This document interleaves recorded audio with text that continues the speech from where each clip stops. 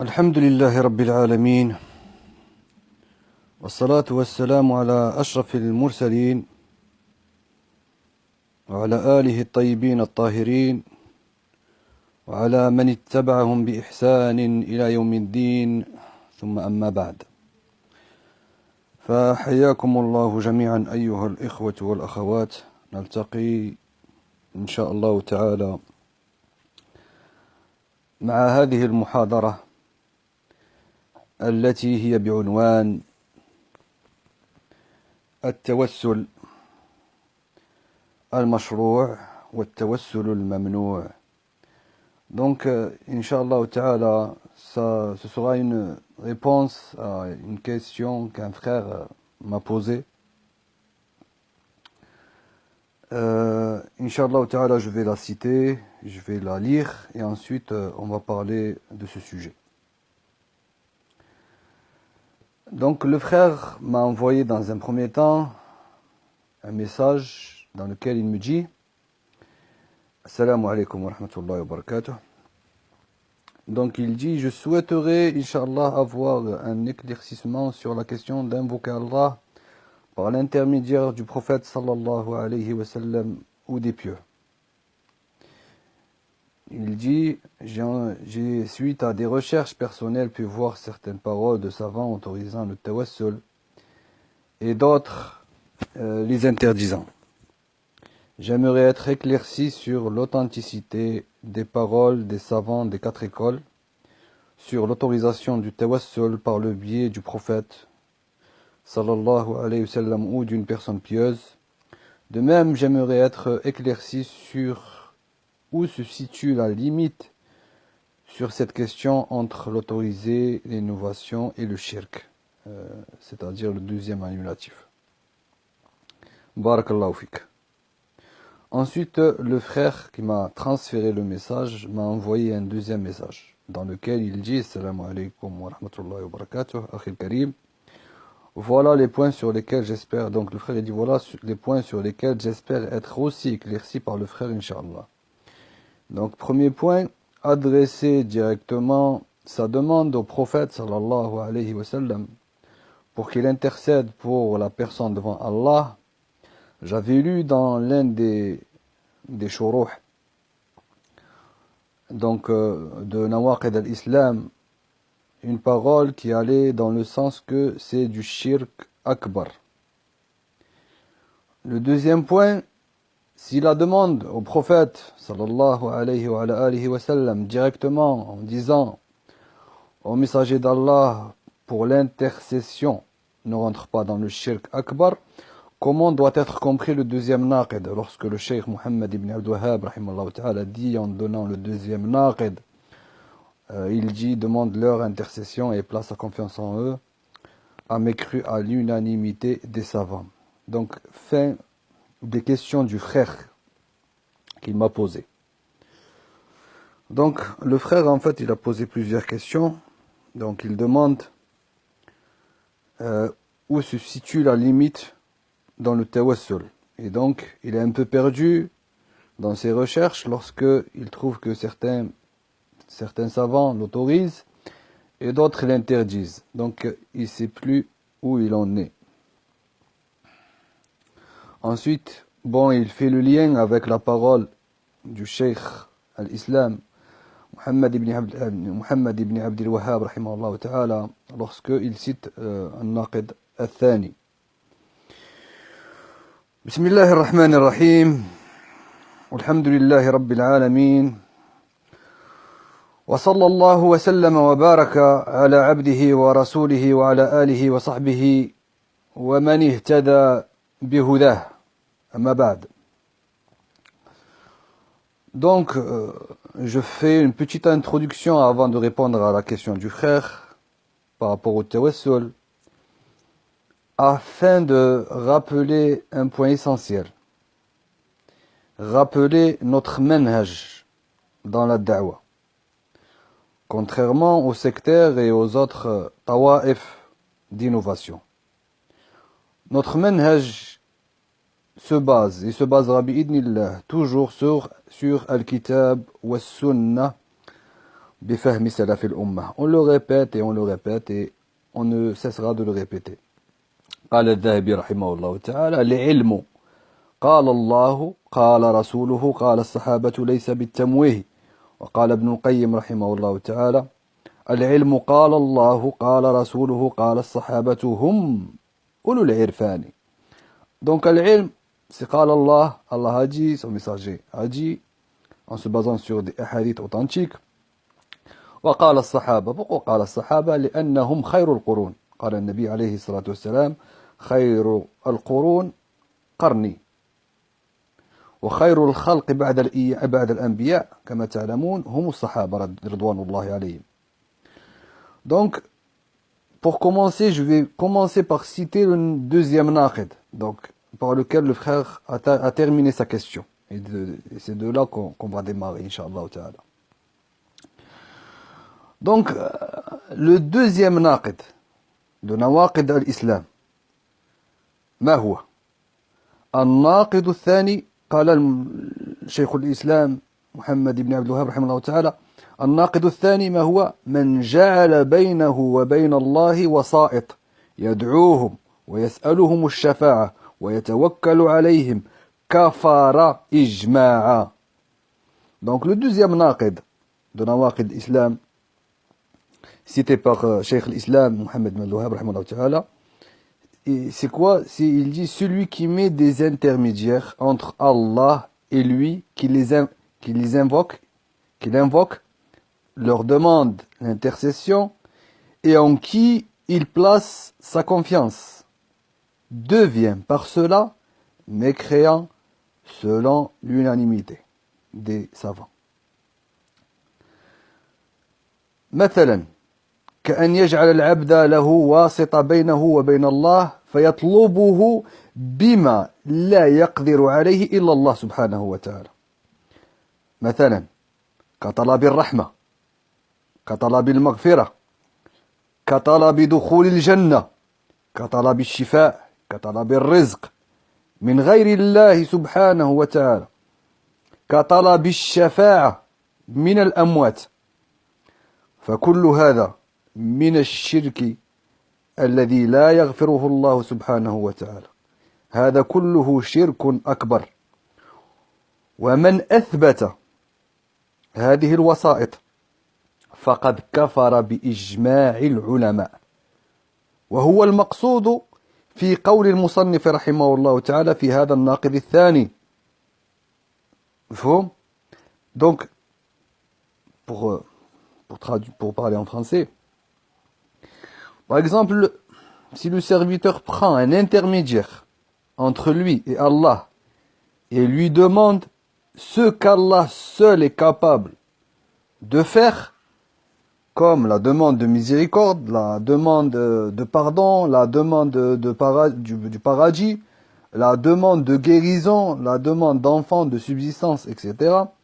Demander l'intercession aux morts, tout cela est du shirk majeur. Tout cela est du polythéisme, selon l'unanimité des savants. Donc celui qui le fait est un kafir billahi subhanahu wa ta'ala. Et c'est le sens, ici, c'est le sens du deuxième annulatif lorsque Cheikh l'Islam, il dit celui qui met des intermédiaires entre Allah et lui qui l'invoque, leur demande d'intercession, donc il les adore, il place sa confiance en eux, il devient par cela mécréant selon l'unanimité. طيب. المولى سبحانه وتعالى قال في محكم تنزيله: ألا لله الدين الخالص والذين اتخذوا من دونه أولياء ماذا قالوا؟ ما نعبدهم إلا ليقربونا إلى الله زلفى. هذا في سورة الزمر. Donc Allah subhanahu wa ta'ala, dans le Coran, dans Surat al-Zumar, il dit c'est à Allah qu'appartient la religion pure. إن الله لا يغفر أن يشرك به ويغفر ما دون ذلك لمن يشاء. ألا لله الدين الخالص, c'est à Allah qu'appartient la religion pure. Tandis que ceux qui prennent des protecteurs, awliya, protecteurs en dehors de lui, ils disent quoi? Ils disent, ces gens-là, hein, nous les adorons que pour qu'ils nous rapprochent davantage d'Allah subhanahu wa ta'ala. Donc ils disent, nous les adorons. Donc il y a un acte d'adoration. يقول شيخ الإسلام ابن تيمية رحمه الله تعالى في مجموع الفتاوى المجلد الأول صفحة 124. 124. Donc à la page 124 شيخ الإسلام تيمية رحمه الله تعالى يقول فمن جعل الملائكة والأنبياء وسائط يدعوهم ويتوكل عليهم ويسألهم جلب المنافع ودفع المضار مثل أن يسألهم غفران الذنوب وهداية القلوب وتفريج الكروب وسد الفاقات فهو كافر بإجماع المسلمين. هذا في مجمع الفتاوى. Donc Cheikh l'Islam Taymiyya rahimahullah ta'ala, il dit quiconque fait des anges et des prophètes des intermédiaires, il les invoque, leur fait confiance, il leur demande d'apporter le bien, de repousser le mal, comme par exemple leur demander de pardonner les péchés, de guider les cœurs, d'effacer les angoisses et de donner la subsistance, alors il est mécréant selon le consensus des musulmans. هذا في مجموع الفتاوى volume 1 page 124. Linguistiquement, le tawassul c'est quoi? في اللغة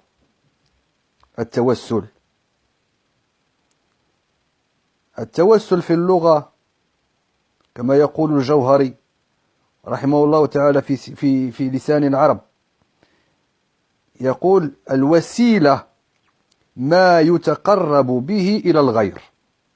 الوسيلة ما يتقرب به إلى الغير. Donc linguistiquement, لغة, le tawassul, en français ils appellent ça l'adjuration, la supplication. Donc c'est quoi? C'est prendre un moyen, une cause, donc en arabe une wasila, au singulier wasa'il au pluriel, par laquelle ou par lesquelles la personne se rapproche d'un objectif déterminé, d'un objectif fixé. Donc لغة هذا هو التوسل. هذا هو التوسل. الله سبحانه وتعالى يقول في محكم تنزيله يا أيها الذين آمنوا اتقوا الله وابتغوا إليه الوسيلة. Oh les croyants, craignez Allah et cherchez le moyen de vous rapprocher de lui. في سورة الإسراء. ويقول المولى سبحانه هذا في سورة المائدة. في سورة الإسراء يقول الله سبحانه وتعالى أولئك الذين يدعون يبتغون إلى ربهم الوسيلة أيهم أقرب ويرجون رحمته ويخافون عذابه إن عذاب ربك كان محظورا. Donc ceux qui invoquent, ceux qu'ils invoquent cherchent à qui mieux le moyen de se rapprocher le plus de leur Seigneur. أولئك الذين يدعون يبتغون إلى ربهم الوسيلة. Donc ils cherchent. Donc ici il faut souligner quoi? Le moyen de se rapprocher. C'est ce qu'on a vu linguistiquement. L'oraten. Le moyen de se rapprocher le plus de leur Seigneur. Ils espèrent sa miséricorde et craignent son châtiment. Et le châtiment de ton Seigneur est vraiment redouté. Aussi, al-wasil. Al-wasil c'est quoi? Al-wasilu huwa ar-raghibu ila Allah subhanahu wa ta'ala. Al-wasil, comme il le dit Labid ibn Rabi'a rahimahullah ta'ala, dans des vers de poésie, il dit ara an-nas la yadruna ma qadru amrihim bal kullu dhi lubbin ila Allah wasilu. Donc Labid ibn Rabi'a, dans des vers de poésie, il dit je vois que les gens n'évaluent pas exactement leur action, ce qu'ils font. Ils n'estiment pas en fait les choses à leur juste, ils n'évaluent pas les choses à leur juste valeur. Il dit cependant bala kullu dhi lubbin ila Allah wasil. Cependant tout doué de raison est envers Allah ambitieux, désireux. Et c'est le sens ici du verset yarjuna rahmatah. Ils espèrent sa miséricorde. Donc ici, pour vous montrer que al-wasil a plusieurs sens, a plusieurs définitions. Ici, al-wasil, c'est le désireux, c'est l'ambition envers Allah subhanahu wa ta'ala. C'est celui qui a de l'espoir envers Allah subhanahu wa ta'ala. Donc al-wasil, c'est cela. Al-wasila est aussi le degré, ad-daraja. وفي حديث الأذان اللهم آت محمدا al-wasila. Donc certains savants ont dit qu'al-wasila est un degré au paradis qui est dédié ou qui est spécifique au messager sallallahu alayhi wa alihi wa sallam. Le tawassul veut dire également voler, dérober, as-sariqa. D'accord? Tawassul veut dire également voler, dérober. يقال أخذ فلان كتبي توسلا أي سرقة. Donc un tel a pris mes livres en faisant du tawassul, d'accord? Par tawassul, c'est-à-dire par vol. Il me les a dérobés. هذا التوسل, donc ici on a vu le tawassul لغة, donc linguistiquement. التوسل في الاصطلاح ما هو؟ التوسل في الاصطلاح له تعريفان. الأول تعريف عام وهو التقرب إلى الله سبحانه وتعالى بفعل المأمورات وترك المحرمات. Donc il faut bien, avant de commencer à parler, de rentrer dans le vif du sujet, c'est comme ça là, c'est la méthodologie. Voir c'est quoi le tawassul linguistiquement, voir c'est quoi le tawassul religieusement, et ensuite ramener les paroles des savants. Donc, التعريف عام. Donc, religieusement, il y a une définition qui est générale. Donc, هو التقرب إلى الله سبحانه وتعالى بفعل المأمورات وترك المحرمات. Donc, religieusement, tawassul, aussi, il y a un autre mot, le plus connu, bon, les gens que vous connaissez, c'est le tawassul. Mais il y a un autre mot qu'on emploie également, qui est at-tawsil. Donc, il y a le tawassul et il y a également at-tawsil. Donc, notez-le bien. Donc, at-tawsil ou at-tawassul, religieusement, possède deux définitions. Donc, une première qui est générale, qui est se rapprocher d'Allah subhanahu wa ta'ala en se soumettant à lui par l'application de ses ordres prescrits et en délaissant ses interdits. Donc ça, c'est un sens général du tawassul. الثاني تعريف خاص بباب الدعاء وهو أن يذكر الداعي في دعائه ما يرجو أن يكون سببا في قبول دعائه أو أن يطلب من عبد صالح أن يدعو له. Donc, le deuxième sens du tawassul, qui est spécifique et qui concerne le chapitre de l'invocation, qui est spécifique à l'invocation, qui consiste à ce que celui qui invoque mentionne dans son invocation ce qu'il espère être une cause d'acceptation de son invocation, ou bien il demande à un serviteur pieux, un taqi, un cheikh, d'invoquer en sa faveur. Donc ici, dans notre muhadara, on parle bien évidemment du deuxième sens du tawassul. Et le plus grand et le meilleur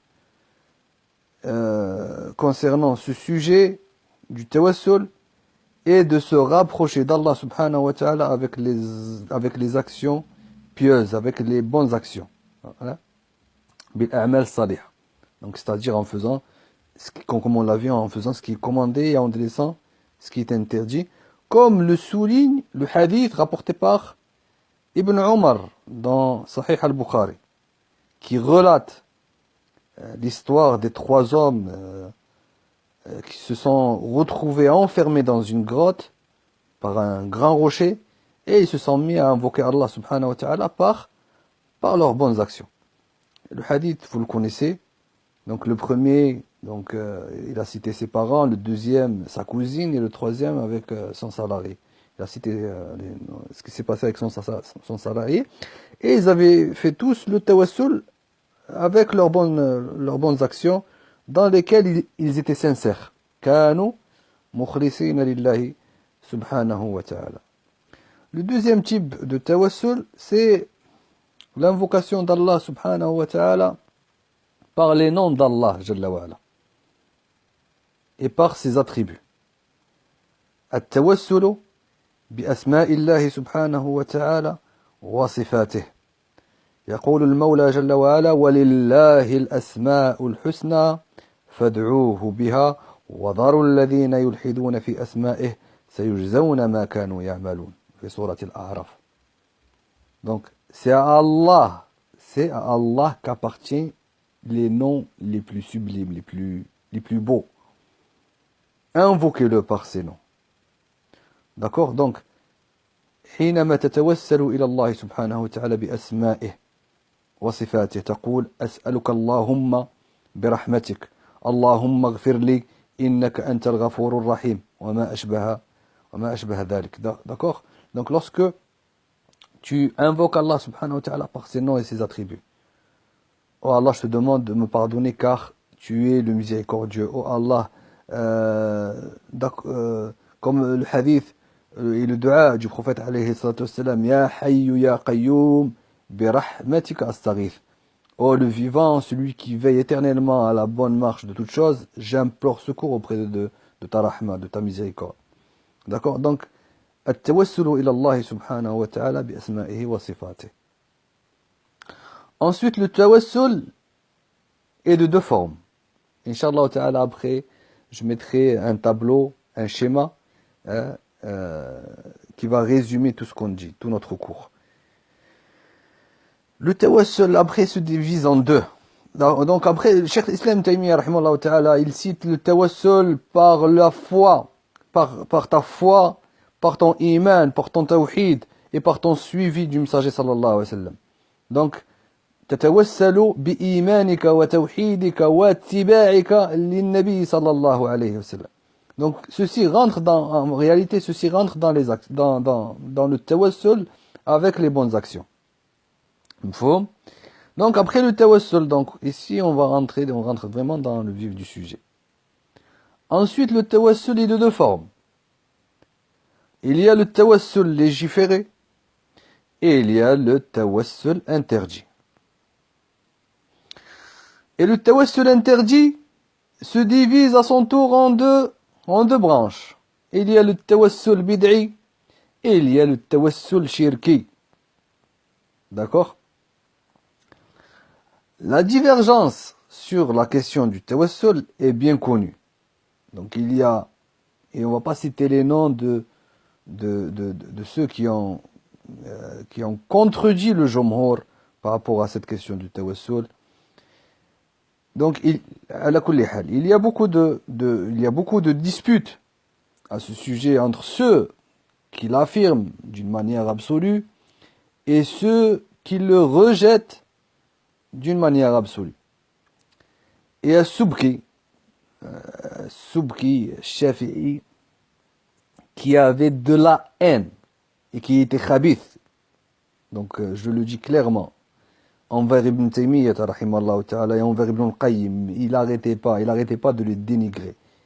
Et qui a une aqida fasida. Il arrêtait pas il décrivait Ibn Taymiyyah, rahimallahu ta'ala, comme quoi c'est un mujassim. Et Subki, le Kawthari, c'est la référence des Ahbash. Et c'est la référence des Ahbash.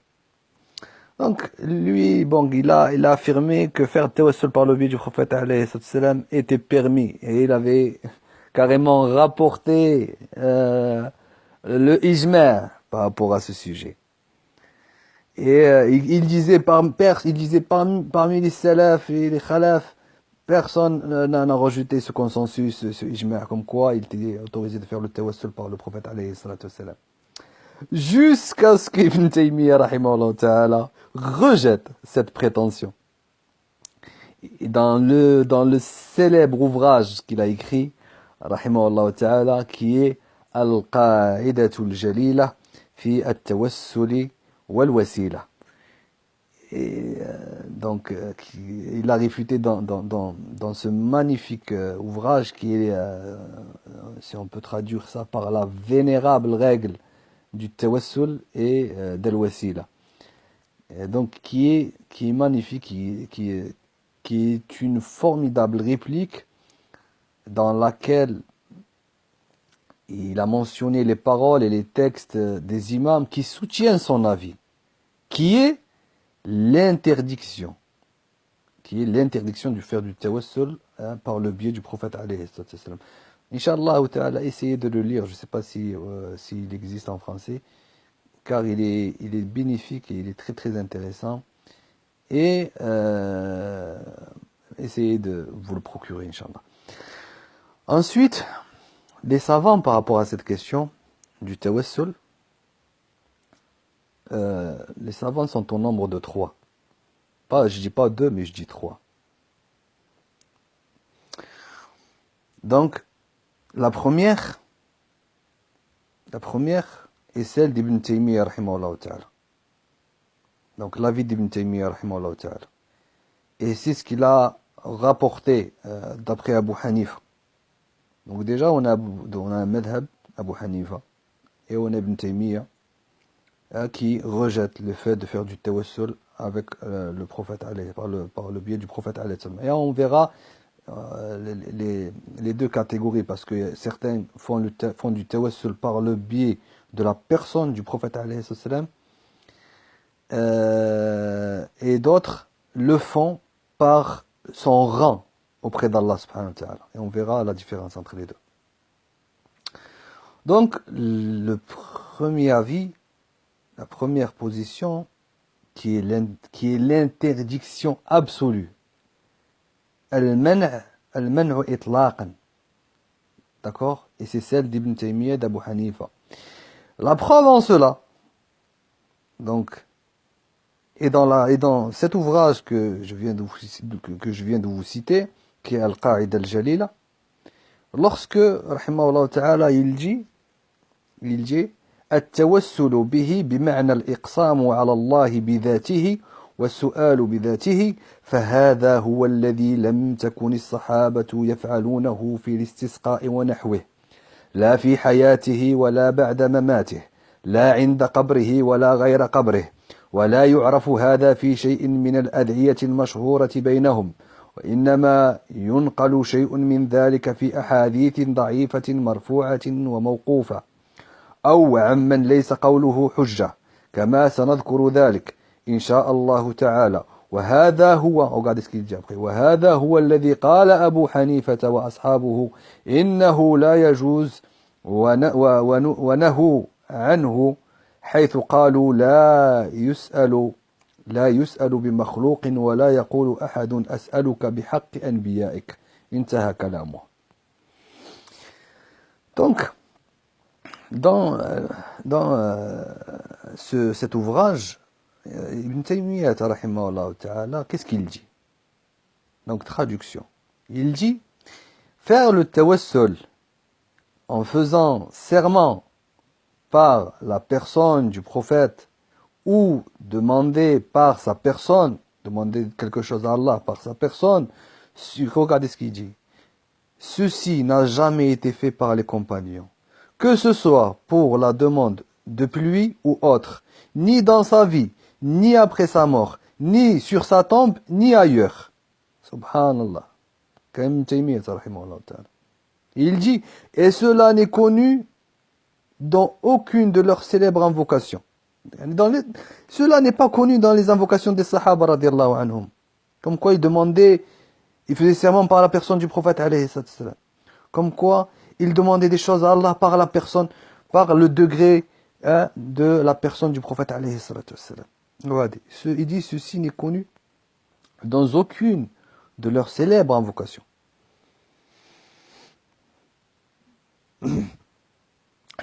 Ensuite, il dit ولكن وإنما ينقل شيء من ذلك في أحاديث ضعيفة مرفوعة وموقوفة. Il dit mais ceci est plutôt rapporté dans des hadiths faibles ou mensongers ou rapporté selon un sahabi à propos de celui dont la parole n'est pas un argument, n'est pas une hujja, comme nous le mentionnerons si Allah, Inch'Allah, si Allah le veut. Et regardez ce qu'il dit après. Et c'est ce que Abu Hanifa et ses compagnons ont affirmé, en disant que ce n'était pas permis et que c'était interdit.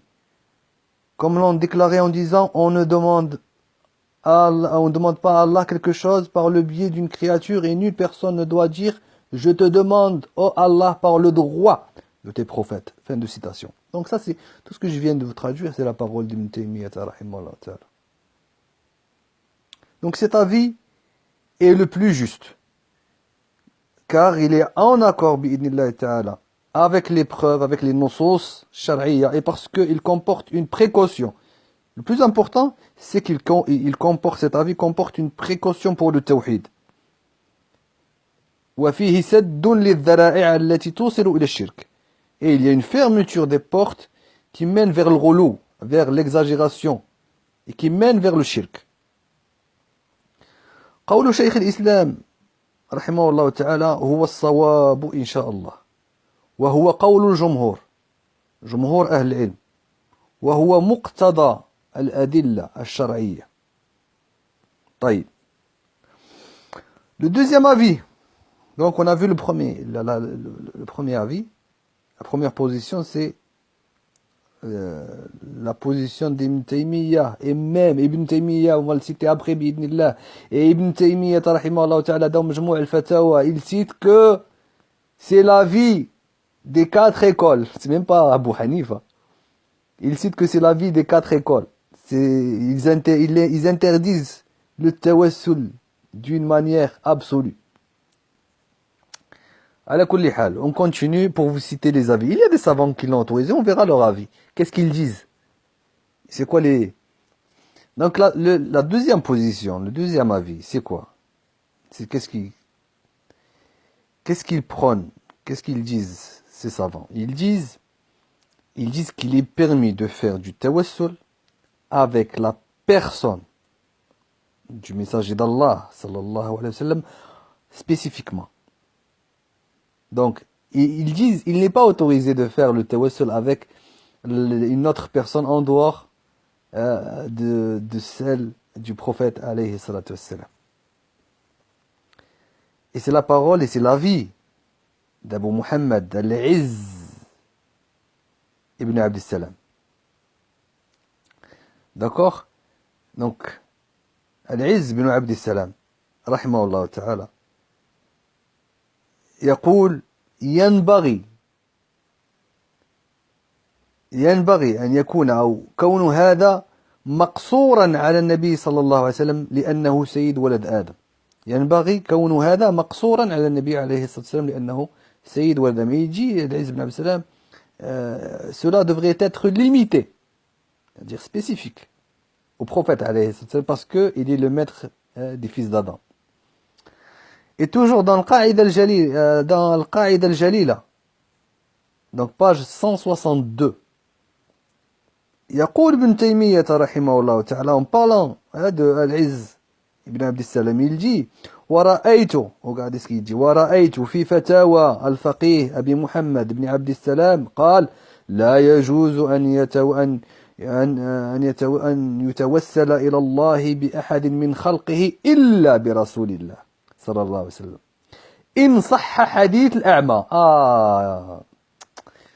Donc là, il y a ainsi à la fin. Il dit donc, Ibn Taymiyyah rahimahullah ta'ala, il rapporte la parole de Al-Izz ibn Abd salam. Il dit, j'ai vu dans les fatwas du juriste Abu Muhammad ibn Abd salam, Al-Izz ibn Abd salam, on l'appelait le sultan des savants, sultanul ulama. Donc c'est une montagne, masha'Allah.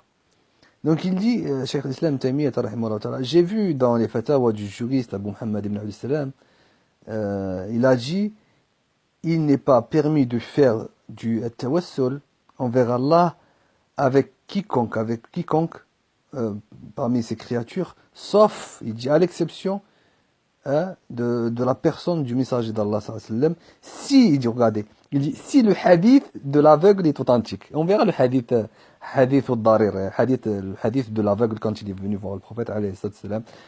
Et il a demandé à ce que le prophète alayhi wa sallam invoque Allah pour lui. Et donc ici, les gens de l'innovation prennent ce hadith pour faire du tawassul. On verra ce hadith, Inch'Allah, par la suite. On verra aussi ce que Cheikh Suleiman ibn Nasr al-Alwan, ce qu'il a dit par rapport à ce hadith. Donc le troisième djir, donc ça c'est le premier, donc le deuxième, le premier djir, donc retenez bien avec moi. Le premier djir, l'interdiction absolue. Le deuxième djir, qui est celui de l'Izz ibn Abd Salam, c'est spécifique. On peut faire du tawassul, mais qu'avec la personne du messager d'Allah sallallahu alayhi wa sallam. Le troisième djir est qu'il est permis de faire cela avec la personne du prophète alayhi wa sallam, les messagers et les vertueux. Regardez, ils disent quoi? Ils disent, en ayant la pure conviction que tout émane d'Allah subhanahu wa ta'ala. D'accord? Donc, le troisième djir, c'est quoi? Ils disent que il est permis de faire du tawassul avec la personne du prophète alayhi salam, non, mais cela englobe aussi les autres messagers et les salihin et les vertueux. D'accord? En ayant la conviction que c'est Allah qui fait tout et que tout émane d'Allah subhanahu wa ta'ala. Ceci est l'avis de qui? Ceci est l'avis d'Ash-Shawkani rahimahullah ta'ala dans Tuhfatu al-Dhakirin.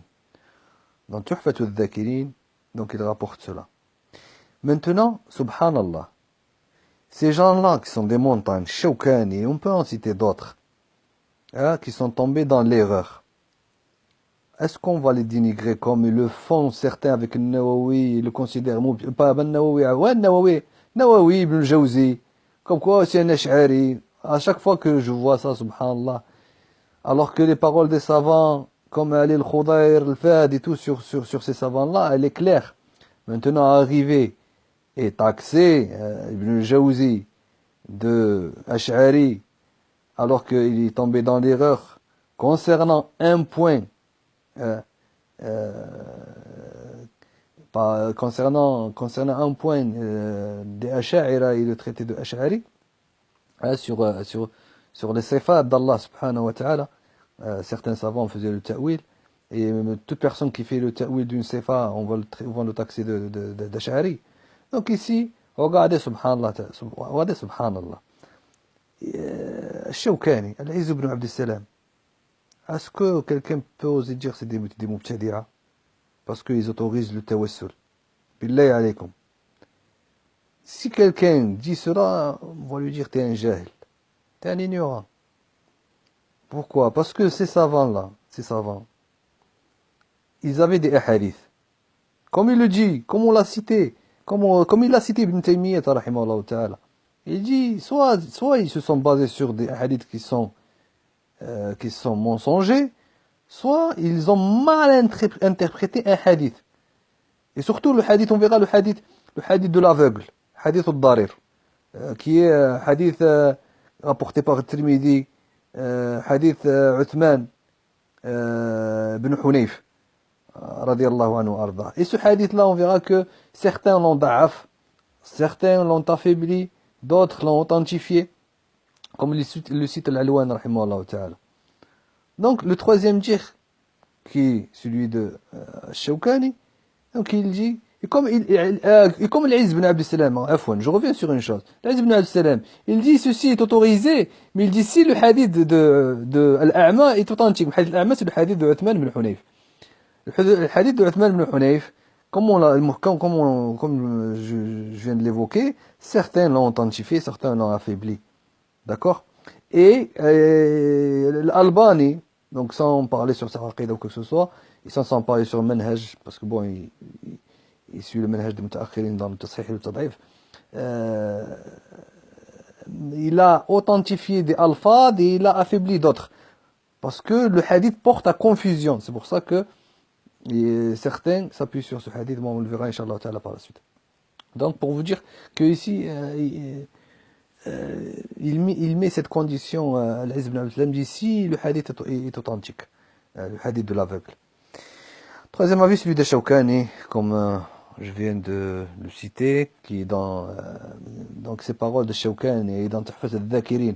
Donc يقول الشوكاني رحمه الله تعالى في تحفة الذاكرين, il dit en parlant toujours de hadith Uthman ibn Hunayf, il dit وفي الحديث, regardez, il s'appuie sur un hadith, il a mal interprété, il dit وفي الحديث دليل على جواز التوسل برسول الله صلى الله عليه وسلم إلى الله عز وجل مع اعتقاد أن الفاعل هو الله سبحانه وتعالى وأنه المعطي المانع ما شاء كان وما لم يشأ لم يكن. انتهى كلامه. Donc Shawkani rahimahullah ta'ala, il dit, et dans le hadith, en parlant du hadith de Uthman ibn Hunayf, il dit, il y a l'autorisation de faire tawassul avec la personne du messager d'Allah sallallahu alayhi wa sallam, en ayant la conviction que celui qui fait, qui décrète, celui qui contrôle tout, celui de qui émanent les actions, les actions, huwa Allah subhanahu wa ta'ala, et que celui qui donne et celui qui prive, c'est Allah subhanahu wa ta'ala. D'accord? Donc, c'est le deuxième avis. Ibn Taymiyyah, rahimahullah ta'ala, donc, dans le Qaïda al-Jalila, il cite, donc, une forme de tawassul légiféré, donc, qui est, comme on l'avait cité, croire au messager, sallallahu alayhi wa sallam, suivre sa sunna, obéir. Et il cite aussi, il dit deuxièmement, il dit faire le tawassul dans son vivant de par son invocation et demander son intercession le jour de la résurrection. Donc l'intercession donc du prophète le jour du jugement est prouvée par le hadith d'Al-Bukhari au Muslim, lorsque le prophète alayhi salam, Allah lui dira, hadith dans le Bukhari Muslim, irfa' ra'sak wa qul yusma' lak wa sal tu'ta wa shfa' tushaffa. Donc ici le prophète alayhi salam donc fera Allah l'autorisera à faire l'intercession. Et Allah lui dit, relève ta tête, ta demande sera exaucée, intercède, ton intercession sera acceptée. Donc deuxièmement, donc il y a le tawassul par l'invocation du croyant pieux. Donc hada tawassulun shar'i. D'accord? Inch'Allah, donc le tawassul par l'invocation du croyant pieux, هذا مشروع كما في حديث الأعرابي, donc que vous connaissez, qui est rentré dans la mosquée du prophète عليه الصلاة والسلام, دخل المسجد والنبي عليه الصلاة والسلام يخطب, فقال الأعرابي يا رسول الله هلكت الأموال وانقطعت السبل فادعوا الله يغثنا. فرفع النبي صلى الله عليه وسلم يديه ثم قال اللهم أغثنا اللهم أغثنا اللهم أغثنا. والحديث رواه البخاري. فسقطت الأمطار. Donc il est permis de demander au prophète alayhi salam dans son vivant, ou demander à des vertueux qui sont vivants, dans leur vivant, d'invoquer Allah pour soi. هذا مشروع. Donc à titre d'exemple, la demande du bédouin adressée dans le hadith rapporté par le Bukhari Muslim, toujours adressé au messager d'Allah sallallahu alayhi wa sallam lors du prêche du vendredi, le prophète alayhi sallam a invoqué Allah pour leur envoyer la pluie. Donc l'invocation du prophète alayhi sallam fut exaucée. Donc hada tawassul bi du'a an-nabi alayhi sallam. Ensuite la pluie était tombée. Et lorsque il y a eu des inondations, il y avait trop de pluie, le bédouin même est revenu voir le messager d'Allah sallallahu alayhi wa sallam. Il lui a dit tout a péri, on a des dégâts. Le prophète alayhi sallam, il a dit invoque Allah pour qu'il n'y ait plus de pluie. Le prophète alayhi sallam a levé ses bras, il a dit Allahumma hawalina wa la alayna. Allahumma hawalina wa la alayna. Oh, Allah fait tomber la pluie autour de nous et pas sur nous. Donc le bédouin est revenu et il n'y avait plus de pluie. D'accord? Donc ici, pour vous montrer que le tawassul se fait, on verra d'autres adilla, se fait par l'invocation. Le hadith dans lequel le prophète alayhi salam dit à Omar لا تنسانا يا أخي من صالح دعائك أو كما قال عليه الصلاة والسلام. Le hadith لا يصح. Il y a un hadith qui est répandu dans lequel le prophète alayhi salam il dit à Omar ne n'oublie pas dans tes invocations. Et ce hadith il a été affaibli par beaucoup de muhaddithin. Donc, il y a ce hadith du Bédouin, ala kulli hal, qui est venu demander au prophète, alayhi salam, à ce qu'il invoque Allah pour que Allah, subhanahu wa ta'ala, fasse tomber la pluie. On a rapporté, les muhaddithin rapportent aussi le hadith d'Anas, ridwanullahi alayhi, qui a dit, quand survenait une sécheresse, Omar ibn Khattab radiallahu anhu demandait à Al-Abbas ibn Abd al-Muttalib de leur guider la prière dans l'istisqa, pour qu'Allah subhanahu wa ta'ala fasse tomber la pluie.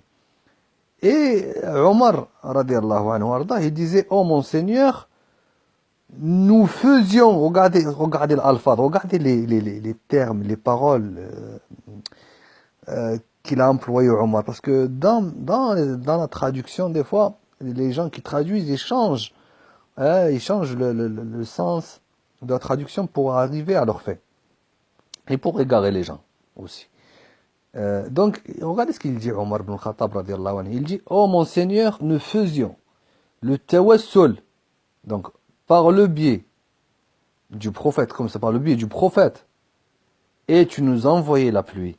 À présent, nous faisons le tawassul par l'oncle de notre prophète de nous envoyer de la pluie, et il se mettait à pleuvoir. Et le hadith, il est authentique, il est dans Sahih al-Bukhari, donc la ghubara alayh. On ne le remet pas en question. Mais, c'est quoi le sens du hadith ici? Donc, en réalité, le hadith n'est pas une imploration, donc n'est pas un tawassul, ni par le rang du prophète alayhi salam, ni par sa personne, ni par sa sainteté, ni par son droit, ni quoi que ce soit. Donc c'est plutôt un tawassul par l'invocation faite par le prophète alayhi salam de son vivant, de leur envoyer de la pluie et d'empêcher un mal quelconque. Et il en est de même lors de la khilafa, lors de l'invocation de Omar ibn Khattab radiallahu anhu pour lorsque Al-Abbas il a fait cette invocation. Pour les mubtadi'a, pour les mufawwida, parce que les Hanabila qu'on voit aujourd'hui, beaucoup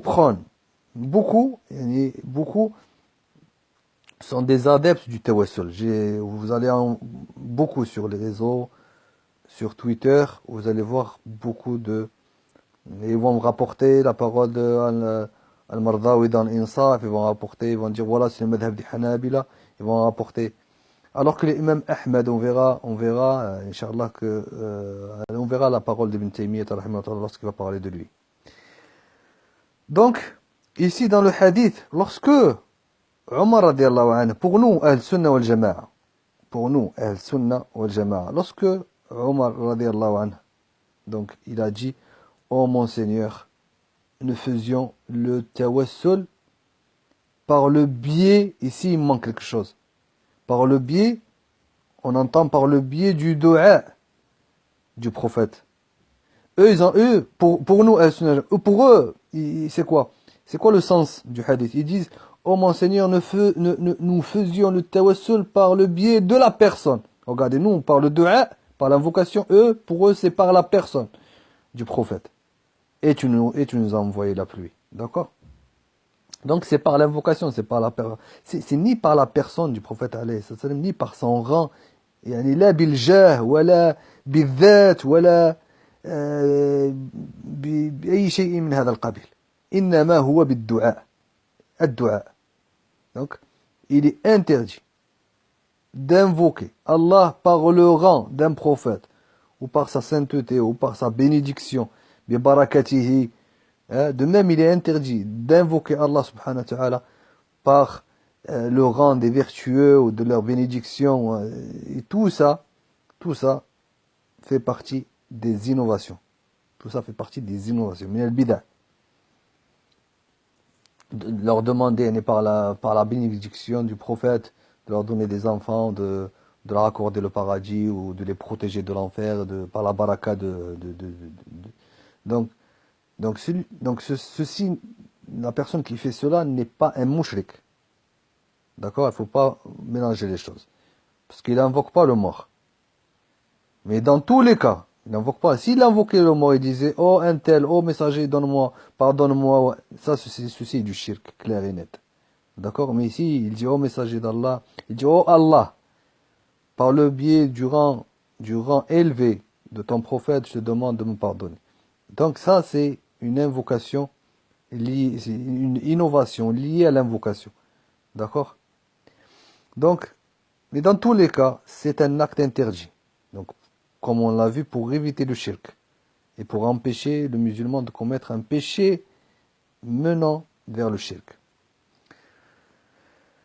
Donc, l'invocation par al-jah des prophètes et des pieux est l'une des causes qui, avec le temps, conduisent au shirk. Donc, et dans le Coran et la Sunna, il y a beaucoup de preuves qui affirment que l'objectif, l'un des objectifs de la charia est de fermer, est de fermer la porte devant tout ce qui peut mener vers le shirk et au bid'ah. D'accord? Et il y a d'innombrables exemples concernant ce sujet. Donc, ayyuhal ikhwat wal akhawat, ni dans le Coran, ni dans la sunna du prophète alayhi salatu wassalam, ni dans les actes des sahaba radiyallahu anhum, il y a un acte similaire, que ce soit invoquer Allah par le biais du rang ou par le biais de la personne du prophète alayhi salatu wassalam. C'est pourquoi nous déduisons qu'il s'agit d'une innovation. Et lorsque la personne elle invoque Allah subhanahu wa ta'ala par le biais du prophète alayhi salam ou par le biais de sa personne ou de son rang. Et le prophète alayhi salam, il dit Man amila amalan laysa alayhi amruna fahuwa rad. Tout acte non conforme à nos enseignements est à rejeter. D'accord? Ensuite, on arrive au hadith de Uthman ibn Hunayf, sur lequel se basent les adeptes du tawassul. Donc, c'est quoi l'histoire de ce hadith? C'est quoi hadith Uthman ibn Hunayf, qui a été rapporté par Ibn Majah, par Tirmidhi, par An-Nasa'i, par Imam Ahmed, et sur qui certains l'ont affaibli, d'autres l'ont identifié. Donc, l'histoire de l'aveugle qui a sollicité l'aide d'Allah en demandant que son messager sallam intercède pour lui. Donc, il a demandé à ce que le prophète invoque pour lui, mais il n'a pas fait le tawassul avec la personne du prophète ni par son rang auprès d'Allah subhanahu wa ta'ala. Donc, روى الترمذي من حديث عثمان بن حنيف رضي الله عنه أن رجلا ضرير البصر جاء إلى النبي صلى الله عليه وسلم فقال ادعوا لي أن يعافيني الله. فقال النبي عليه الصلاة والسلام إن شئت دعوت وإن شئت صبرت فهو خير لك. قال فادعوه. فأمر رسول الله صلى الله عليه وسلم أن يتوضأ فيحسن الوضوء ويدعو في رواية أن يصلي ركعتين وأن يدعو بهذا الدعاء اللهم إني أسألك. Donc la mauvaise interprétation elle vient du dua. C'est pour ça qu'ils autorisent à faire le tawassul. Ils disent Allahumma inni as'aluka wa atawajjahu ilayka bi nabiyyika Muhammad nabiyil rahmah ya Muhammad inni tawajjahtu bika ila rabbi fi hajati hadhihi lituqda Allahumma shaffi'hu fi. Donc, pour vous traduire, le récit le hadith de Uthman ibn Hunayf, du Darir rapporté par Uthman ibn Hunayf. L'homme aveugle est venu voir le messager d'Allah sallallahu alayhi wa sallam et il lui a dit, oh Rasulallah, il a dit au messager d'Allah, invoque Allah pour qu'il regarde. Déjà, regardez comment ça commence. Il a dit, Ud'u Allah, invoque Allah pour qu'il me guérisse. طيب. Le prophète alayhi salam, il a répondu quoi? Il lui a dit, In shi'ta da'awt wa in shi'ta sabart. Fahuwa khayrun lak. Il a dit, si tu veux, j'invoque pour toi. Et si tu veux, tu patientes et c'est meilleur pour toi. Qu'est-ce qu'il a répondu l'aveugle? Il a dit, ô messager d'Allah, invoque-le. Fad'uhu, invoque-le, c'est-à-dire en parlant d'Allah subhanahu wa ta'ala. فأمر رسول الله صلى الله عليه وسلم أن يتوضأ فيحسن الوضوء. Le messager d'Allah صلى الله عليه وسلم l'a ordonné de parfaire ses ablutions, de faire ses ablutions et de les parfaire. Et il l'a ordonné, regardez, et il l'a ordonné d'invoquer. Donc on parle toujours d'invocation.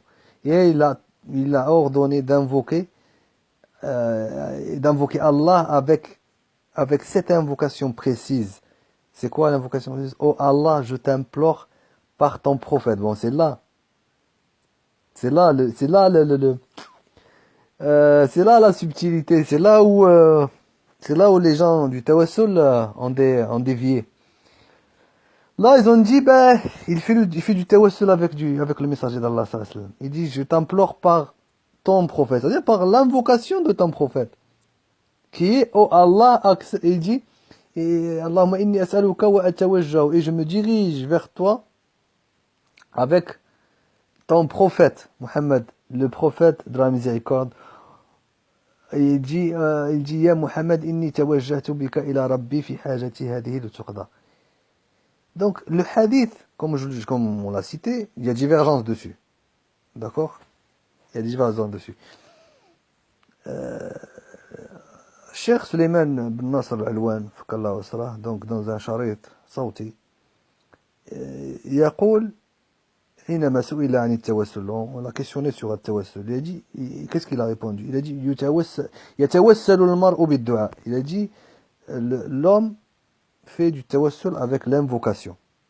Il dit, أما مسألة أن يتوسل المرء بذوات الصالحين أو يتوسل بعرقه أو يتوسل بثيابهم أو نحو ذلك فهذا بدعة ولا أصل لهذا. Donc le Cheikh Al-Alwan, il dit le tawassul avec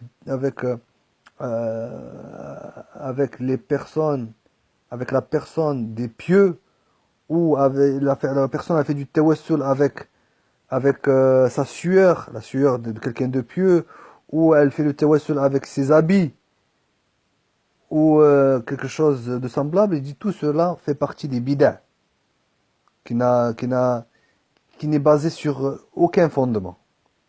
D'accord? Ensuite, il cite ce hadith de Uthman ibn Hunayf. Il dit hadith fi Wad al-Alwan, il dit hadith Uthman ibn Hunayf. الحديث فيه خلاف قوي في تصحيحه. Il dit, il y a une très grande divergence forte par rapport à son tasihih, à son authenticité. Et il dit le hadith, il dit الترمذي, الحديث الذي رواه الترمذي من طريق شعبة من أحسن الأسانيد, la meilleure des narrations qui a été rapportée, et celle de Tirmidhi selon la voix de Shu'ba. Donc, à la kulli hal, ici, donc, ici, lorsque elle a dit, oh Allah, je t'implore par ton prophète, accepte son intercession en ma faveur, donc, cela signifie quoi? Cela signifie qu'il demande le tawassul par l'invocation du prophète et non pas par sa personne. Il ne demande pas le tawassul par la personne du prophète alayhi salam. La preuve en cela est que le prophète alayhi salam lui a dit dans le hadith, in shi'ta da'awtu wa in sabart. Il dit, si tu veux, j'invoque, et si tu veux, tu patientes. Ensuite, il apprend après L'aveugle, il dit invoque-le, c'est-à-dire invoque Allah subhanahu wa ta'ala, en parlant d'Allah. Donc il lui a ordonné ensuite de faire les ablutions et de dire le dua qu'on a cité. Hadith. Ah, Tirmidhi ibn Majah, comme on l'a vu. فهذا كله توسل إلى الله بدعاء النبي عليه الصلاة والسلام في حياته. Donc maintenant, si un aveugle, ou même tous les aveugles parmi les compagnons, si chez eux, ils disaient ce dua qu'il a dit l'aveugle dans ce hadith, Allah a, pour certains, Wallahu a'lam, mais ce dua est spécifique à cet aveugle-là. D'accord? Donc si maintenant une personne a fait du tawassul en prenant ce dua au jour d'aujourd'hui, et elle le dit, si un aveugle le dit, Allah ne va pas lui rendre la vue. Pas forcément. Allah est capable de tout, bien évidemment. Mais si tous les aveugles, subhanallah, disent ce...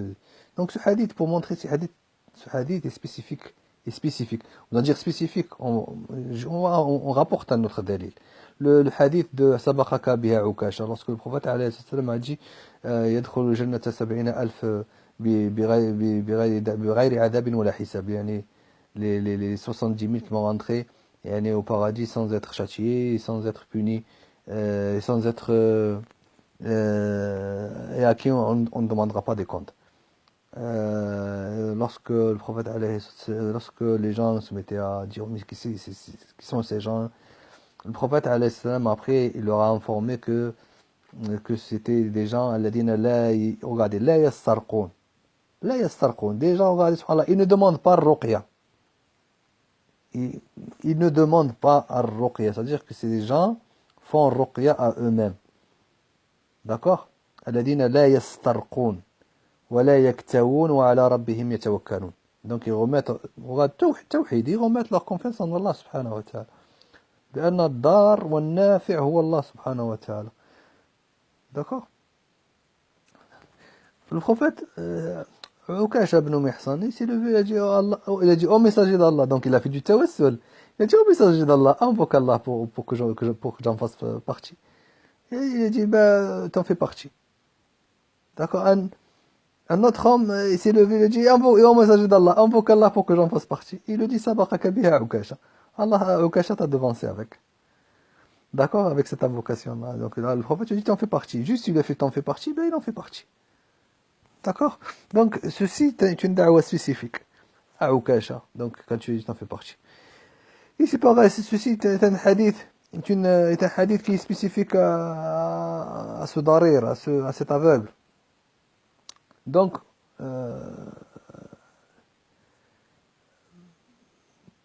demander, pour revenir à ce point qui est demandé à un pieux d'invoquer. Donc, استنبط العلماء أنه يجوز للمرء أن يسأل يعني من يثق فيه وفي استقامته أن يدعو له كأن يسأل شيخا أو أن يقول له يا شيخنا ادعو الله لنا. Donc ceci est légiféré, d'accord? Ceci est légiféré. Donc c'est pas. Donc après c'est prouvé aussi, comme on l'a vu par l'initiative du calife Omar radiallahu anhu arda, lorsqu'ils ont été touchés par la sécheresse. Donc il a dit Allahumma inna kunna natawassalu ilayka bidu'a, il dit binabiyina fatusqina, yani bidu'a nabiyina fatusqina. C'est le sens. وإننا نتوسل إليك après بعمر نبينا فاسقنا, يعني وإننا نتوسل إليك بدعاء عم نبينا فاسقنا. D'accord? هذا هو c'est le sens ici du hadith de Omar radiallahu anhu. Donc les gens de la bid'a autorisent donc le tawassul par les personnes en s'appuyant sur le hadith d'Anas radiallahu anhu, sur le hadith de Uthman ibn Hunayf, même sur le hadith de Al-A'rabi qui est venu demander au prophète alayhi salatu wassalam. Donc ils comprennent de ce hadith que Omar fait demander le tawassul avec la personne de l'Abbas, ainsi que son degré auprès d'Allah, alors que ceci est archi faux. Ceci, il faut y demander tawassul par son invocation. Donc il en résulte que l'invocation dans ces hadiths est une invocation par le doigt, pas par la personne, ni par leur rang, ni par leur sainteté, ni par leur prestige, et nous ne remettons pas en question le rang du prophète alayhi salam. D'accord? Et la preuve en est que, regardez, subhanallah, autre chose, il y a une faïda, regardez, une faïda. La preuve en est le renoncement de Omar. Pourquoi Omar, à ces gens qui font le tawassul, pourquoi Omar n'est pas parti à la tombe du prophète alayhi salam pour faire le tawassul? Pourquoi il a demandé à l'Abbas? Juste une question. Pourquoi les compagnons, radiallahu anhum, ne faisaient pas cela, n'allaient pas à la tombe du prophète alayhi salam pour faire tawassul, pour invoquer Allah? Et pourquoi il n'y a rien qui a été rapporté par rapport à ça? Ni pendant après sa mort. Pendant son vivant, alayhi salam, on lui demandait de faire des doigts. Et même certains sahabiyat, elles récupéraient sa sueur, alayhi salam. D'accord, mais pendant son vivant.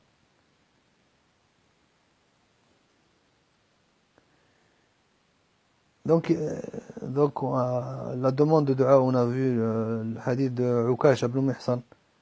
Donc lorsque il a dit invoque, donc pareil, il a fait du tawassul, il a dit invoque Allah afin que je sois parmi ces gens. Donc le prophète alayhi salam, il a dit oh Allah, fait qu'il soit parmi eux. Le tawassul envers Allah, ayyuha al-kiram, le tawassul envers Allah subhanahu wa ta'ala avec le degré du prophète ou des vertueux ou des salihin, tout cela est un tawassul bid'i. Pourquoi ceci est une bid'a? Car c'est un tawassul non légiféré. Ceci d'une part. D'autre part, le degré du prophète alayhi salam, des autres prophètes et messagers, ainsi que des salihin, n'est pas une wasila pour qui que ce soit. Sauf celui à qui notre messager alayhi salam a invoqué, comme on l'a vu dans les hadiths précédents, dans son vivant. Quant à ceux à qui le prophète alayhi salam n'a pas invoqué, cela ne sert strictement à rien et n'a pas de sens. D'accord? L'argument de ceux qui disent nous implorons Allah par le haut degré du prophète ou par la place que les vertueux ils ont auprès d'Allah subhanahu wa ta'ala, cela n'a aucun sens. Car il y a le jar ou du serviteur et son degré, ceci est une wasila pour lui, envers Allah subhanahu wa ta'ala. D'accord? Donc il y a une différence dans elle est là la différence dans cette question entre celui à qui le messager d'Allah sallam ou un vertueux ou quelqu'un a invoqué et celui à qui le prophète sallam n'a pas invoqué. L'aveugle a seulement demandé le tawassul par le dua. D'accord? Pour que le prophète sallam invoque Allah pour lui, pour qu'il lui rende la vue.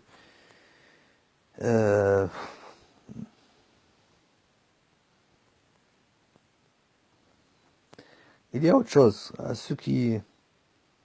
Il y a les gens qui ont mentionné, ou certaines... Ils ont mentionné ils ont cité, ils ont déclaré que le messager d'Allah sallam, comme quoi il était vivant dans sa tombe. Regardez les shubuhat, fawqa shubuhat. Ils ont dit que le messager d'Allah sallam était vivant dans sa tombe. Et ces gens-là, subhanallah, ils se basent sur des hadiths authentiques. Mais ils disent comme quoi il est vivant, le prophète alayhi salam, dans sa tombe. Donc on peut faire... Donc ouais, vous dites que il faut faire le tawassul dans son vivant, il est toujours vivant, le prophète alayhi salam, dans sa tombe. Il te rapporte des hadiths sur Radd al-Salam, sur comment le prophète alayhi salam il rend le salam. Donc ceci prouve qu'il est vivant. Alors que ce n'est pas du tout vrai. Ce n'est pas vrai. Et s'il est vivant, ceci n'est pas comme le pensent les ignorants. Donc il s'agit plutôt d'une vie spécifique et spéciale.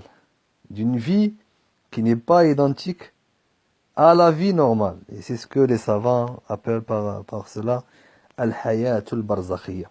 Donc la vie dans al-barzakh. Donc al-barzakh, donc, qui est une phase intermédiaire, et on désigne le temps qui sépare la mort d'une personne et sa résurrection et le jour du jugement. Donc la vie d'al-barzakh n'est pas semblable à celle de la dunya. Et le prophète alayhi salam a quitté cette dunya. Le prophète alayhi salam n'est plus dans cette dunya. Le prophète alayhi, Allah subhanahu wa ta'ala yaqul innaka mayyitun wa innahum mayyitun. En vérité, tu mourras et ils mourront eux aussi. وقال سبحانه وتعالى وما جعلنا لبشر من قبلك الخلد فإن مت فهم الخالدون. Et nous n'avons attribué l'immortalité à nul homme avant toi. Est-ce que si tu meurs, toi, ils seront eux éternels? وقال أبو بكر الصديق رضي الله عنه وأرضاه طيبت حيا وميتا. فالنبي عليه الصلاة والسلام قد مات. النبي عليه الصلاة والسلام قد مات. وقال أبو بكر حينما مات النبي عليه السلام من كان يعبد الله فمن كان يعبد محمدا فإن محمدا قد مات ومن كان يعبد الله فإن الله حي لا يموت. فالنبي عليه الصلاة والسلام قد مات كما في صريح القرآن والسنة وإجماع الأمة. ومن زعم أنه عليه الصلاة والسلام لم يمت فهو كافر. D'accord, فهو كافر. النبي عليه السلام, quiconque prétend que le prophète عليه السلام est encore vivant est un murtad, car il dément les paroles d'Allah subhanahu wa ta'ala. النبي عليه السلام لا يملك لنفسه نفعا ولا ضرا. Comment tu peux aller demander ou donc ceux qui demandent directement au prophète, qui font du tawassul directement, qui demandent des choses directement au prophète, en réalité ils l'adorent. Et ceux qui adorent les morts ou les prophètes ou les messagers, c'est des kuffars, c'est des mouchriquins. Allah subhanahu wa ta'ala يقول في سورة يونس قل لا أملك لنفسي ضرا ولا نفعا إلا ما شاء الله لكل أمة أجل إذا جاء أجلهم فلا يستأخرون ساعة ولا يستقدمون. Donc le prophète alayhi salam, il dit je ne détiens pour moi rien qui peut me nuire ou me profiter excepté ce qu'Allah veut. Bachar, le prophète alayhi salam est un être humain.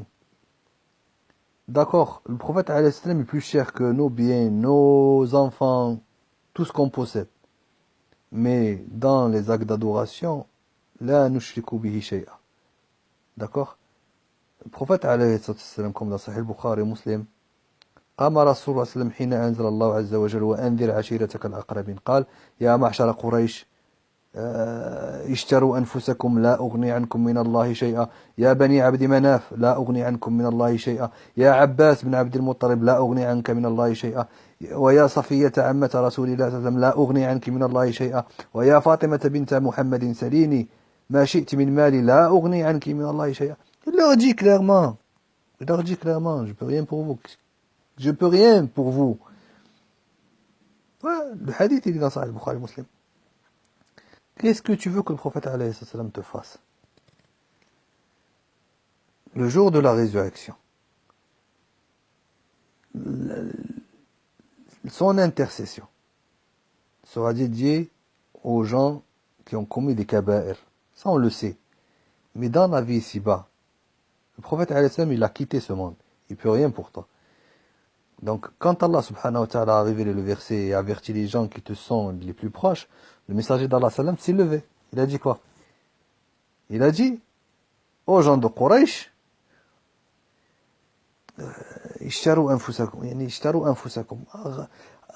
rachetez-vous, achetez vos propres personnes, si on traduit mot à mot. C'est-à-dire, sauvez-vous de l'enfer. Je ne peux pas vous sauver du châtiment d'Allah. Oh Bani Abdi Manaf, je ne peux pas vous sauver du châtiment d'Allah. Oh Safiya, la tante du messager d'Allah, je ne peux pas te sauver du châtiment d'Allah. Oh Fatima bint Muhammad, demande-moi ce que tu veux de mon argent, de ma richesse, de mes biens. Je ne peux pas te sauver. Mais je ne peux pas te sauver du châtiment d'Allah. Donc, يقول الحافظ ابن حجر رحمه الله تعالى dans ce hadith, في قوله لا أغني شيئا, يعني إضمار. إلا إن أذن الله لي بالشفاعة. يعني sauf si Allah subhanahu wa ta'ala lui donne l'autorisation d'intercéder le jour de la résurrection. Le jour de la résurrection, mais dans la vie ici-bas, le prophète alayhi salam ne peut rien pour toi. Les sahaba ne lui ont jamais demandé de faire des invocations ou demander pardon pour eux après sa mort. Après sa mort. Aucun sahabi n'est venu à la tombe du prophète alayhi salam et lui a dit ouais, demande à Allah invoque Allah pour moi. Personne parmi les sahaba radiallahu anhum a dit que le prophète alayhi salam était encore vivant dans sa tombe. Il savait qu'il avait quitté ce monde. D'accord? Personne parmi les sahaba radouanullahi alayhim ne lui ont demandé secours. والاستغاثة وهذا شرك بالله سبحانه وتعالى. Donc الاستغاثة يعني الاستغاثة بالأموات شرك ولو بالأنبياء والمرسلين. هذا شرك بالله سبحانه وتعالى.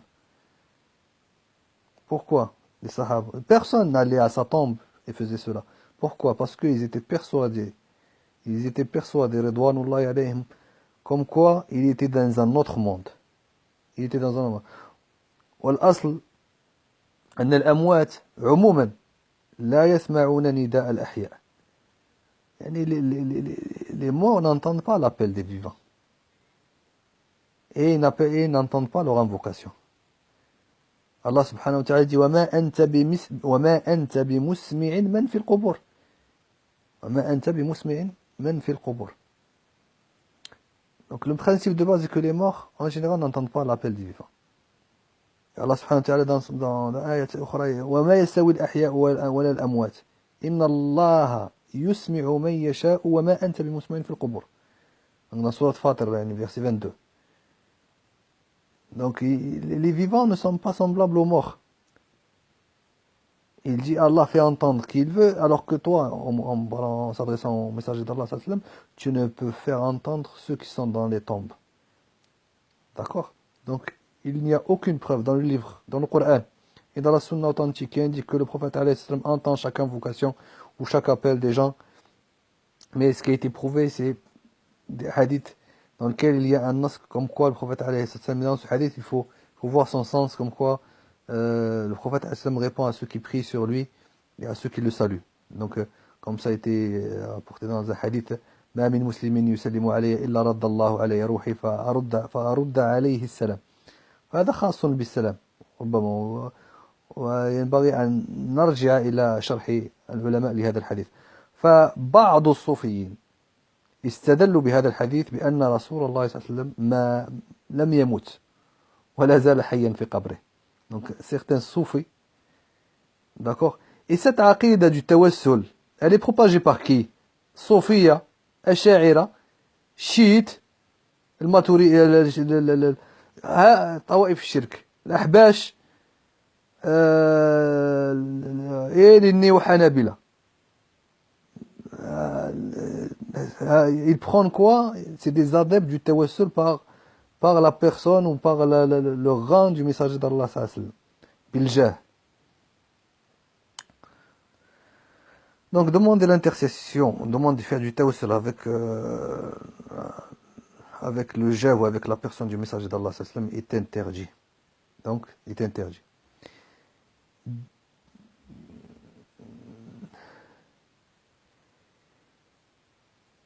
Donc le prophète alayhi salam est mort. والشفاعة تكون له يوم القيامة صلى الله عليه وسلم وهذا ليس تنقصا منه وكما قلنا يعني هذا من باب المحافظة على التوحيد.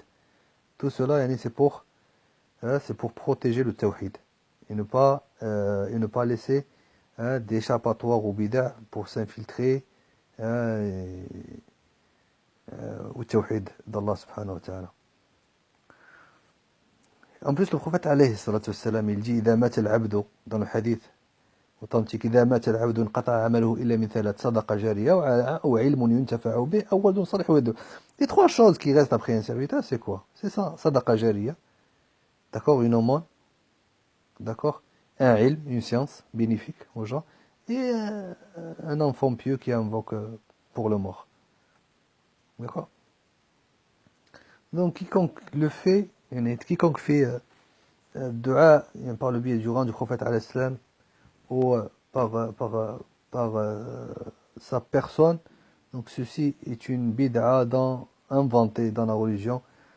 Et si on ajoute un acte d'adoration quelconque, c'est-à-dire la personne elle se rapproche du prophète alayhi salam, elle se rapproche d'Allah subhanahu wa ta'ala, elle se rapproche yani, de l'wasita, yani, de l'intermédiaire qui peut être un vertueux, un prophète ou un messager avec une adoration, alors cela est du shirk akbar, d'accord, qui fait sortir de la religion.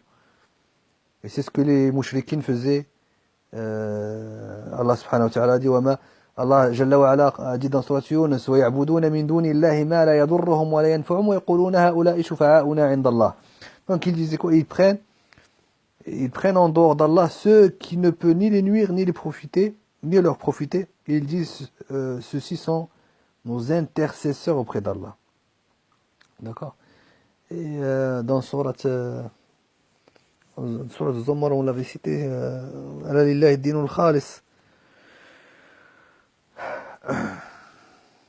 Donc, demander au prophète ou à un mort ou à un absent de combler un besoin, ou demander à un mort accomplir un acte d'adoration qui doit être voué à Allah et le faire pour un mort comme un dhabh, comme l'immolation, comme dua, comme tu invoques un mort directement, tu dis oh Fulan, pardonne-moi, ou ceci du shirk akbar. D'accord? Il n'y a pas de khilaf sur cette question. Il n'y a pas de khilaf sur cette question. Invoquer un mort, c'est du shirk.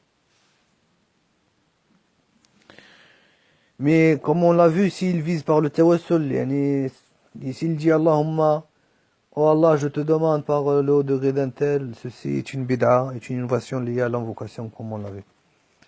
S'il dit Allahumma inni as'aluka bi jahi nabiyyika sallallahu alayhi wa sallam, ou bi jahi salihin, donc, hada yu'addu min al-bid'a, ceci est une bid'a. D'accord? Concernant le madhahib, on a 1h22, subhanallah, le temps passe vite. Concernant le madhahib, l'imam Ahmad, d'après mes recherches, donc l'imam Ahmad, il y a deux riwayats. Il y a une riwaya qui a été apportée qui l'autorise, il y a une autre riwaya qui l'interdit. Mais ce qui est très intéressant, c'est que Ibn Taymiyyah rapporte des paroles, et ces paroles à Ibn Taymiyyah suffisent. Donc moi, j'ai rien à dire sur ça.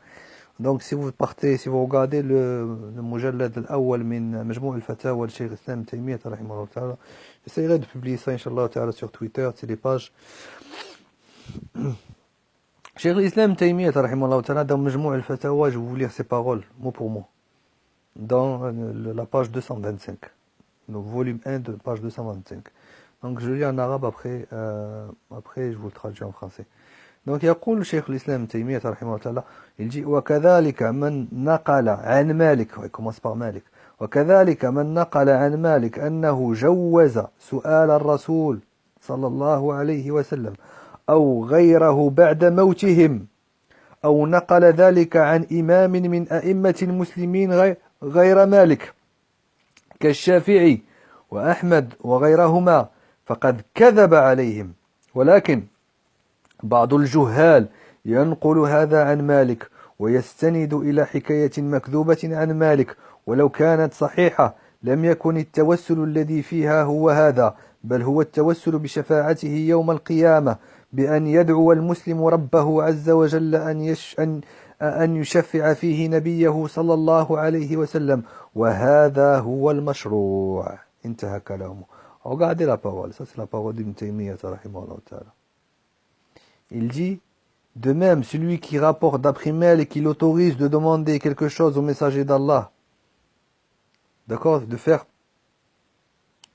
أنه جوز سؤال الرسول.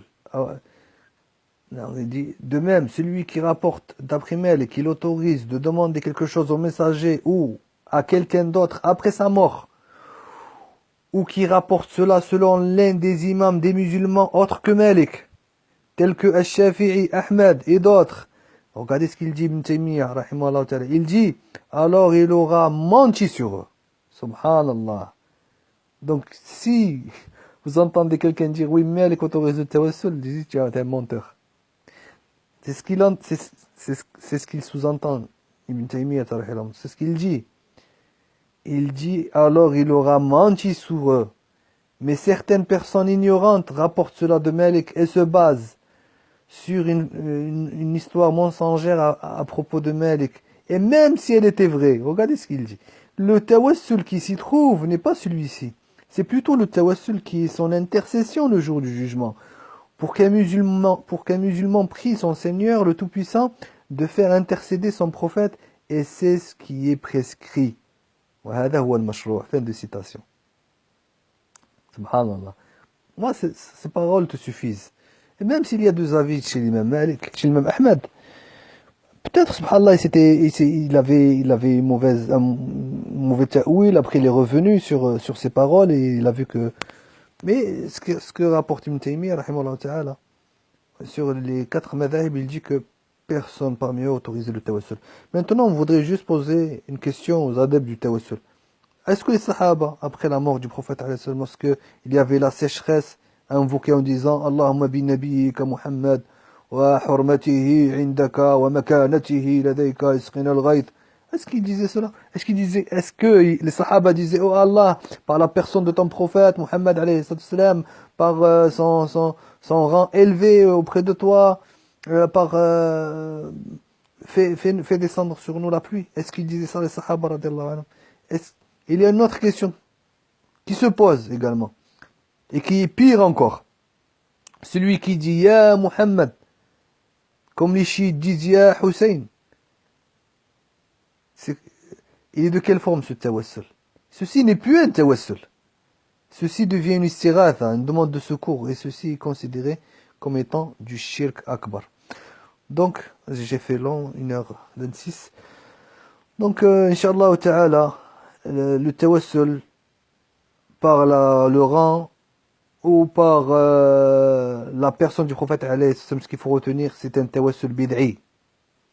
Et si la personne rajoute à cela, elle invoque directement le prophète ou directement le vertueux, ou elle lui demande quelque chose que seul Allah peut faire, ceci devient du shirk. Ensuite, il y a le tawassul qui est légiféré, tawassul avec les noms d'Allah et ses attributs, le tawassul avec les actions, le tawassul avec le tawhid et sa foi, le tawassul par le biais d'une personne pieuse pour qu'il invoque Allah pour nous. Voilà les formes du tawassul al-mashru'. D'accord, Inch'Allah, je ferai un schéma bi'idnillah. Ataltu alaykum. Naltaqi Inch'Allah ta'ala fi jalsatin muqbila bi'idnillah. Je continuerai à faire après les gens qui ont la himma sont peu, qui ont une forte détermination sont peu, mais alhamdulillah. Ala kulli hal, je continuerai Inch'Allah ta'ala l'Umda ici, ça sera enregistré et ça sera diffusé également sur YouTube. Mon objectif bi'idnillah, c'est de terminer son sharh, donc même si cela me prend des mois et des années, Inch'Allah, mon objectif c'est la terminer. Donc voilà, Inch'Allah, j'essaierai d'être plus actif et de faire des rappels sur différents sujets. Inch'Allah ta'ala, naltaqi fi jalsatin muqbila. سبحانك اللهم وبحمدك نشهد أن لا إله إلا أنت نستغفرك ونتوب إليك حياكم الله